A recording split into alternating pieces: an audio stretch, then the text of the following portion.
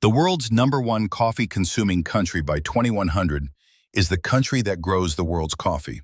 The shift happened faster than anyone predicted. But to understand where we're going, we need to start at the beginning. 1900. The world runs on coffee. Not in the way it does today. There are no Starbucks drive-thrus, no cold brew subscriptions, no single origin pour-overs. But coffee is the drink that keeps the industrial world moving. Factories, offices, farms at dawn, coffee. And at the very top of the chart is Finland. Finland drinks more coffee per person than any other country in 1900. And this will remain true for most of the next century. Why Finland? The answer is embedded in Finnish culture and geography in ways that feel almost mythological. Finland is cold, dark, and Lutheran. Cold means you need warming. Dark means you need stimulation.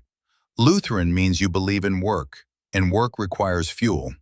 Coffee arrived in Finland in the 18th century and became embedded in social ritual.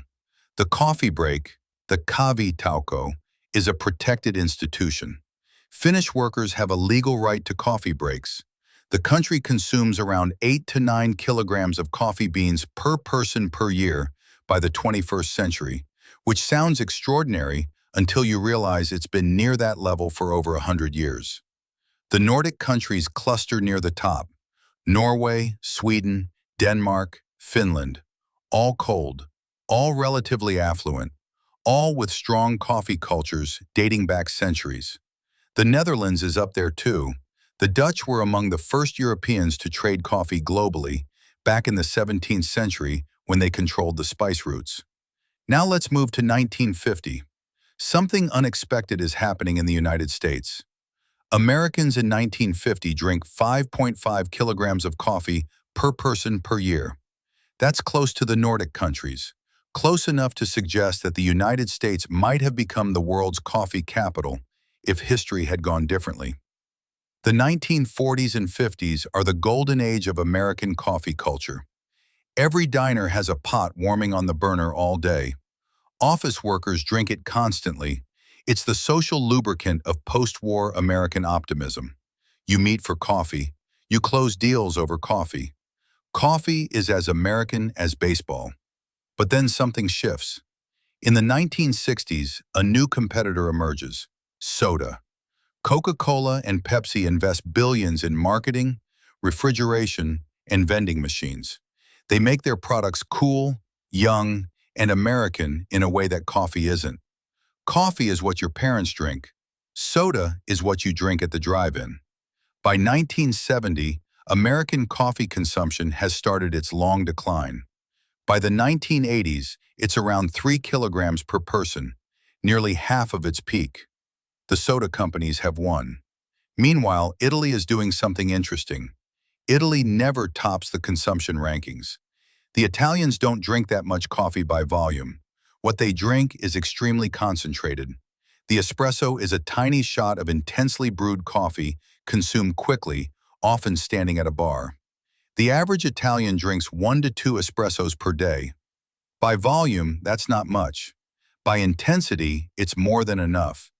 Italy's contribution to global coffee culture is not volume. It's quality and ritual. The espresso, the cappuccino, the mocha pot. The idea that coffee should be savored, not gulped. Italy exported this philosophy to the world through Illy, Lavazza, and eventually through Starbucks founder Howard Schultz, who visited Milan in 1983 and came home determined to recreate the Italian espresso experience for American consumers.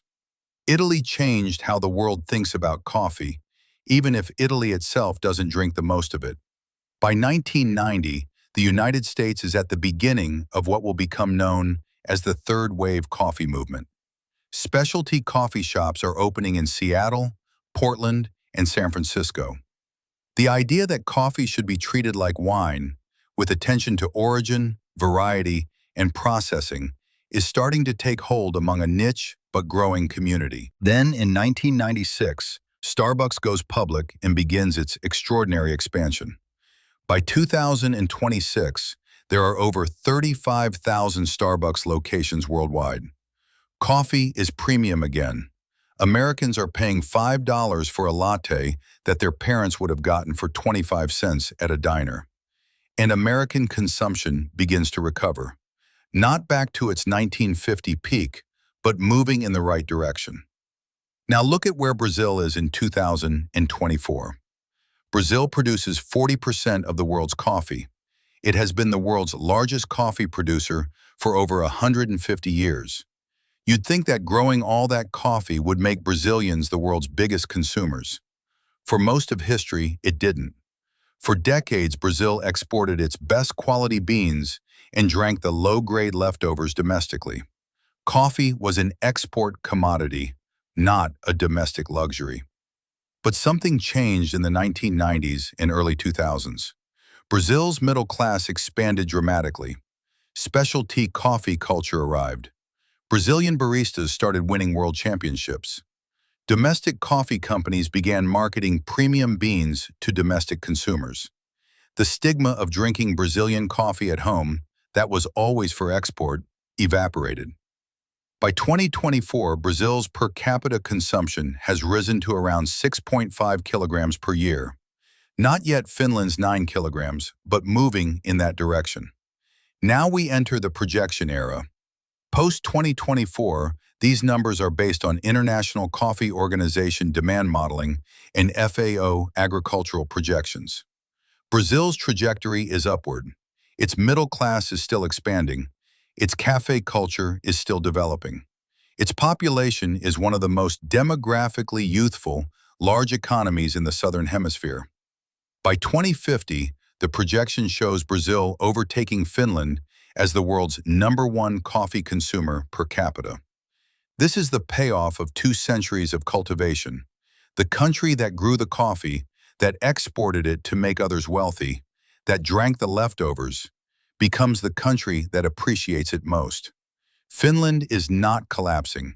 Finnish consumption remains high, and Finnish coffee culture is not going anywhere.